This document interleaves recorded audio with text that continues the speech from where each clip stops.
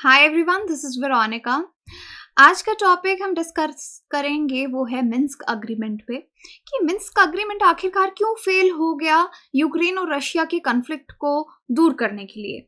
तो इसको हम डिटेल में यहाँ पे एनालिसिस इसका करेंगे। आपकी कोई भी क्वेरी हो आप मुझसे कनेक्ट कर सकते हैं सोशल मीडिया पे, because I feel together we can make a huge difference, चाहे फेसबुक, इंस्टाग्राम या टेलीग्राम पे। पीडीएफ जो है वो आपको सिर्फ और सिर्फ मेरे टेलीग्राम चैनल पे ही मिलेगा। प्लस आप कोर्सेज देख सकते हैं, हमारी साइट पे डाउनलोड कर सकते हैं हमारी एप्लीकेशन, और कोई भी कोर्स आप स्टडी IQ पे लेना चाहते हैं तो आप ये कोड यूज़ करके वीरो33 यहाँ पे 33% डिस्काउंट जो है वो अवेल कर सकते हैं। चलिए अभी डिस्कशन शुरू करते हैं। देखिए, आपको पता ही है ऑनगोइंग रशिया यूक्रेन कॉन्फ्लिक्ट जो चल रहा है, हम उसको एनालाइज कर रहे हैं। इससे पहले मैंने आपको इस पर एक टॉपिक पढ़ाया जहाँ पे मैंने आपको बताया कि रशिया नाटो से नफरत क्यों करता है। दूसरा टॉपिक मैंने लिया कि नाटो जो है वो क्या है, बेसिकली उसकी हिस्ट्री डिटेल में हमने डिस्कस की। थर्ड टॉपिक जो मैं आपको बताऊंगी वो है मिन्स्क अग्रीमेंट पे। तो ये टॉपिक्स आपके एग्जाम पॉइंट ऑफ व्यू से बहुत इंपॉर्टेंट है। अगर मिन्स्क अग्रीमेंट पे पूछा जाए कि भाई इस तरह का तो अग्रीमेंट भी साइन हुआ था तो क्यों फेल हो गया, इस तरह का डायरेक्ट क्वेश्चन आ सकता है। तो हम इसको मिन्स्क अग्रीमेंट को डिटेल में देखेंगे कि ये क्या है।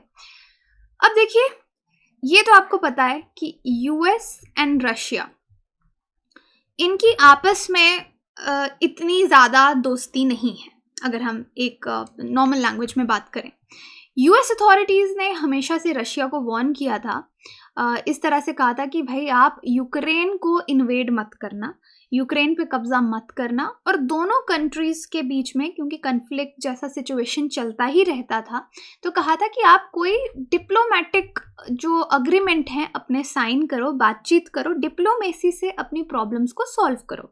क्योंकि हमेशा पहले तो यही जोर दिया जाता है कि war is not a solution, किसी पे हमला कर देना is not a solution. But anyway, ऐसा नहीं हो पाया, यहाँ पे डिप्लोमेसी काम नहीं आई। रशिया ने फाइनली जो है एक military operation according to Russia वो लॉन्च कर दिया यूक्रेन पे। लेकिन यूएस जो है वो बोलता रहता था कि आप अग्रीमेंट्स जो हैं वो डिज़ाइन करो, उस पे बात करो, और एक सेपरेटिस्ट वॉर जो है वो ख़त्म हो यूक्रेन में। अब देखिए बेसिकली क्या है, रशिया बोलता है कि रशिया का डायरेक्ट कोई प्रॉब्लम नहीं है यूक्रेन के साथ। द थिंग इज़ कि यूक्रेन में कुछ सेपरेटिस्ट ग्रुप्स हैं जिनको कहा जाता है they are supported by Russia. Okay, उनके बीच में बातचीत और यूक्रेन के बीच में बातचीत चलती रहे, तो उसी को लेकर ये अग्रीमेंट है। तो बेसिकली दो मिन्स्क अग्रीमेंट आए, एक मिन्स्क 1 और मिन्स्क 2। पहली बात, इसका नाम मिन्स्क क्यों है, क्योंकि ये अग्रीमेंट बेलारूस में हुए, और बेलारूस में मिन्स्क जगह है जहाँ पे ये अग्रीमेंट हुए, तो इसलिए इनको मिन्स्क अग्रीमेंट कहा जाता है। अभी आपने न्यूज़ में भी देखा होगा कि बेलारूस जो है वो रशिया की सपोर्ट कर रहा है। लेकिन भाई बेलारूस रशिया की सपोर्ट क्यों कर रहा है? छोटा सा देश है, वो अपनी आर्मी भेज रहा है, बोल रहा है हम रशिया के साथ हैं। उसके भी अपने मोटिव्स हैं कुछ, कि वो चाहता है कि रशिया की सपोर्ट उसको बनी रहे, क्योंकि रशिया का बेलारूस का जो प्रेसिडेंट हैं यहाँ के, उनके इलेक्शंस ऑलरेडी डिस्प्यूटेड हैं, और वो चाहते हैं कि वो रूल में बने रहें और रशिया का मॉनेटरी सपोर्ट भी उनको रहे। यूरोपियन कंट्रीज़ हैं आगे पीछे जो प्रॉपरली रिपब्लिक हैं, प्रॉपरली डेमोक्रेटिक हैं अगर, तो वो चाहता है कि उसका रूल चलता रहे और रशिया का सपोर्ट, रशिया का हाथ उस पर रहे, इसलिए बेलारूस इज सपोर्टिंग रशिया। तो बेलारूस में ये दो अग्रीमेंट हुए थे, मिन्स्क 1 एंड मिन्स्क 2, और ये कैपिटल है मिन्स्क, बेलारूस की कैपिटल है मिन्स्क, जहाँ पे बातचीत हुई। अब मिन्स्क अग्रीमेंट कौन से 2 सालों में साइन हुए? एक जो 1 है वो 2014 में आया, और मिन्स्क 2 जो है वो मिन्स्क 1 के फेल होने की वजह से 2015 में साइन किया गया। तो भाई मिन्स्क 1 में इन्होंने क्या डिस्कस किया? अब यहाँ पे हम जो बोलते हैं कि अग्रीमेंट किसके बीच में हुआ, तो हम बोलते हैं टेक्निकल लैंग्वेज में यूक्रेन के बीच में। एक पार्टी इसकी यूक्रेन है, दूसरी पार्टी इसकी रशियन बैक्ड सेपरेटिस्ट्स हैं। तो यहाँ पे आप डायरेक्टली ऐसे नहीं बोलोगे कि रशिया और यूक्रेन के बीच में हुआ, बट यहाँ पे जो सेपरेटिस्ट्स हैं ईस्टर्न यूक्रेन के, उनके और यूक्रेन के बीच में ये अग्रीमेंट हुआ। 12 पॉइंट सीज फायर डील जो है वो बेलारूशियन कैपिटल में 2014 सितंबर में साइन हुई।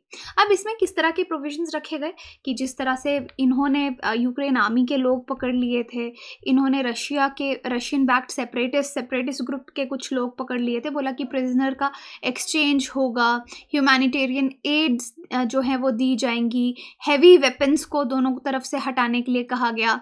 और क्योंकि काफ़ी देर ये दोनों पार्टीज जो हैं कन्फ्लिक्ट में रही और इसकी वजह से 2600 लोगों की जान भी गई, ये कुछ फिगर ये बताते हैं।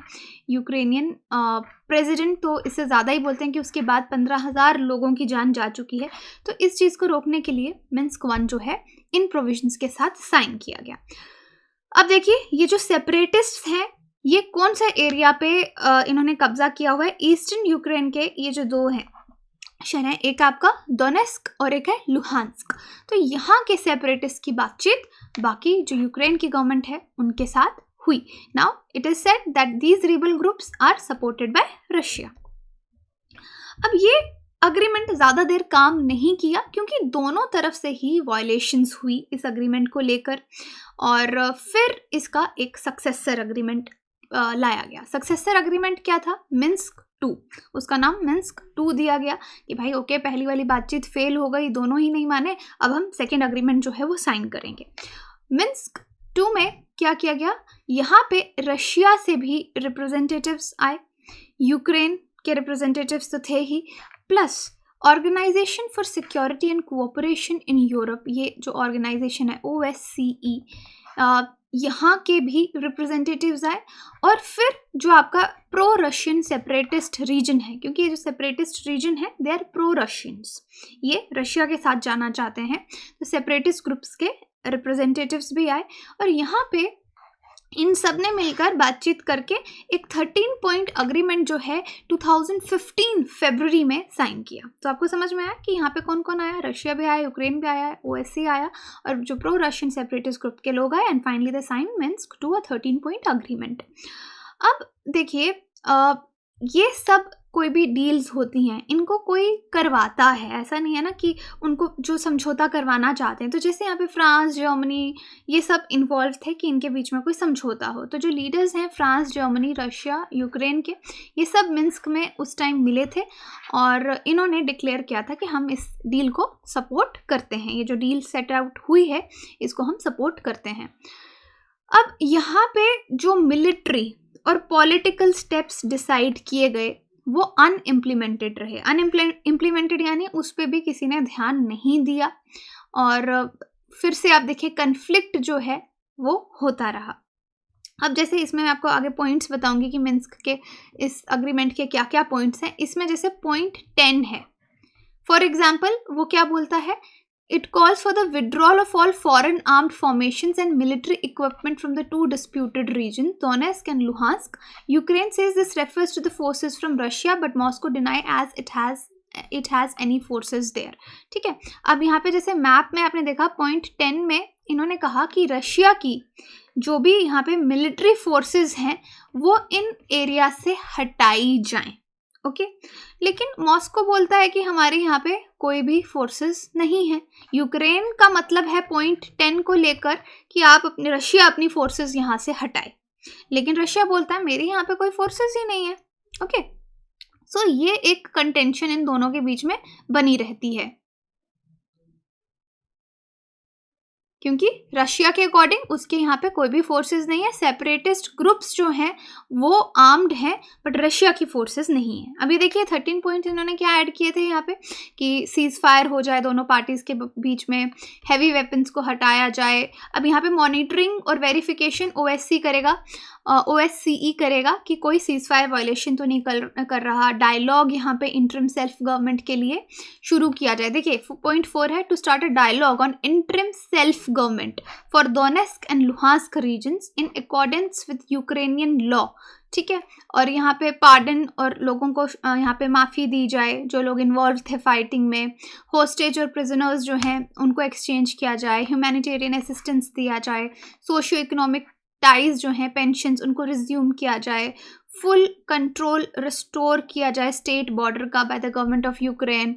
पॉइंट 10 आप देख सकते हैं, withdrawal of all foreign armed formations. तो यहाँ पे यूक्रेन का मतलब था कि रशिया की armed formation, but Russia Moscow denies it. फिर ये सब पॉइंट्स थे इसके कि कॉन्स्टिट्यूशनल रिफॉर्म्स यूक्रेन में लाया जाए, इंक्लूडिंग डिसेंट्रलाइजेशन, इलेक्शंस जो हैं दोनेस्क और लुहांस्क में वो हों ऑन टर्म्स ऑफ अग्रीड, जो भी टर्म्स इन्होंने रखी थी। अब ये सब मिन्स्क 2 था, ठीक है। मिन्स्क 2 के 13 पॉइंट एजेंडा मैंने आपको बताए। अब आप बोलेंगे कि इतना अच्छा अग्रीमेंट अगर इन सब राजी थे तो फिर ये 2015 का अग्रीमेंट क्यों फेल हो गया, और आज हम उसका एक कन्फ्लिक्ट जो है वो सिचुएशन देख रहे हैं। अब देखिए, पहला रीज़न क्यों फेल हुआ, क्योंकि जो भी इसमें जो मैंने आपको ये 13 पॉइंट्स बताए गए, इस पे किसी ने इम्प्लीमेंट नहीं किया, कि ये ऑन ग्राउंड ये डील जो है इम्प्लीमेंट ही नहीं हुई। ओके, अब उसके बाद यहाँ पे देखिए इस अग्रीमेंट में रशिया का क्या स्टैंड था। रशिया बोलता है कि मैं ये टर्म्स क्यों मानूं। ओके, ये जो डील साइन हुई है यहाँ पे, मैं ये टर्म्स क्यों मानूं, क्योंकि मैं तो कन्फ्लिक्ट का पार्ट ही नहीं हूँ। ये जो अग्रीमेंट है ये साइन हुआ है सेपरेटिस्ट ग्रुप्स और यूक्रेन के बीच में। तो मॉस्को जो है, जो रशियन गवर्नमेंट है, उसको इस अग्रीमेंट से बाइंड करने की ज़रूरत नहीं है।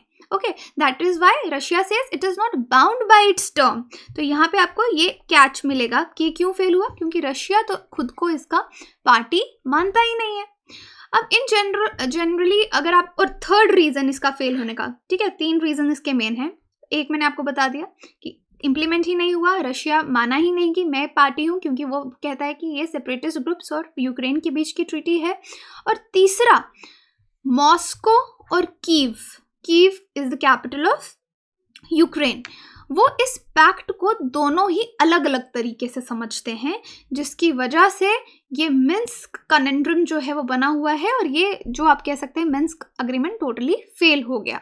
अब देखिए कैसे यूक्रेन इसको किस तरीके से देखता है। यूक्रेन देखता है कि भाई जो 2015 में अग्रीमेंट हुआ, ये किस तरह का अग्रीमेंट है जिससे यूक्रेन अपना कंट्रोल रिबेल अथॉरिटीज़ पे इस्टेब्लिश कर पाएगा। यानी ये जो दोनेस्क और लुहांस्क है, यहाँ पे यूक्रेन अपनी गवर्नमेंट सेट कर पाएगा, री इस्टेब्लिश कर पाएगा अपना कंट्रोल। यूक्रेन इस तरीके से देखता है, और वो इस तरह का सीज फायर चाहता है कि रशियन यूक्रेन बॉर्डर जो है, ये डॉनबस रीजन जो है, ये उसके कंट्रोल, यूक्रेन के कंट्रोल में आ जाए, और यहाँ पे सेपरेटिस्ट ग्रुप्स जो हैं अगर उनको कुछ पावर्स दी जाए, बहुत लिमिटेड पावर्स दी जाए, ठीक है।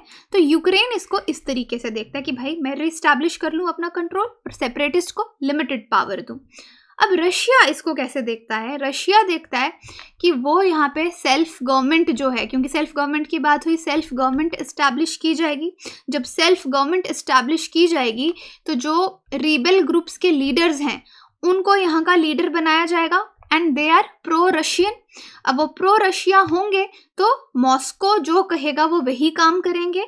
सो इनडायरेक्टली मॉस्को यूक्रेन की फॉरेन पॉलिसी में एक वीटो जो है वो रख पाएगा। ओके, तो ये रशिया ऐसा सोचता है कि वो रिप्रेजेंटेशन अगर उनके लोकल लीडर्स की होगी तो मॉस्को को कीव की फॉरेन पॉलिसी चॉइसेस में एक वीटो करने का तरीका मिल जाएगा इनडायरेक्टली, क्योंकि जो लीडर्स चूज होंगे they will be influenced by Russia. Only then would Russia return the Russia Ukraine border. अगर ऐसा होगा तभी रशिया बॉर्डर जो है वो कीव के कंट्रोल में देगा, अदरवाइज वो नहीं देगा। ओके, तो अब आप समझ रहे हैं कि क्यों ये अग्रीमेंट फेल हो गया, क्योंकि दोनों ही इस अग्रीमेंट को अलग अलग तरीके से देख रहे हैं। और ये जो अग्रीमेंट है इसको ऐसे टाइम पे भी साइन किया गया, एक तो उस टाइम यूक्रेन की आर्मी वैसे ही बहुत एग्जॉस्टेड थी, क्योंकि ऑलरेडी बहुत सारे लॉसेस उसके इस बॉर्डर पे हुए थे, और दूसरा रशिया जो है वो टोटली रिफ्यूज़ करता है that Russia says we are not party to Minsk agreements, और हमारा कोई ऑब्लिगेशन मिन्स्क अग्रीमेंट पे है ही नहीं, और that is why this agreement never worked. तो यहाँ पे आप देख सकते हैं फायरिंग लाइन की कितनी बार सीज फायर वायलेशन यूक्रेन के डॉनबस रीजन में यहाँ पे हुए हैं रिसेंटली, 16, 17, 18, 19, 20, 21 के बीच में सीज फायर वायलेशंस का ये मैप आप यहाँ पे देख सकते हैं। और अगर ये मिन्स्क अग्रीमेंट यूक्रेन इसको इम्प्लीमेंट करता है फुल तरीके से जिस तरह से मिन्स्क अग्रीमेंट में लिखा है, इसका मतलब होगा कि यूक्रेन झुक गया मॉस्को के आगे और इलेक्शन डॉनबास में करवाने पड़ेंगे, जिससे रशिया की प्रॉक्सी गवर्नमेंट आप कह सकते हैं एक तरह से यूक्रेन के पार्लियामेंट में पहुंच जाएगी। वैसे भी रशिया का तो मकसद ही यही है, वो यूक्रेन को एक बफर स्टेट बना के रखना चाहता है। और रशिया ने किस तरह इंटरप्रेट किया इस अकॉर्ड्स को मैंने आपको बताया। सो अकॉर्डिंग टू पुतिन, ये आप फरवरी 22 की न्यूज़ देख सकते हैं, मिन्स्क अग्रीमेंट एग्जिस्ट ही नहीं करता। अब क्वेश्चन आपके लिए, which of the following is the capital of Belarus? Moscow, Minsk, Moroni, Baku. आप मुझे कमेंट सेक्शन में बता सकते हैं। बाकी आई होप ये दोनों अग्रीमेंट्स आपको समझ में आए होंगे और why they fail, that is the main thing here. बाकी आप कमेंट सेक्शन में बता सकते हैं या फिर टेलीग्राम में पोल में पार्टिसिपेट कर सकते हैं। Thank you so much.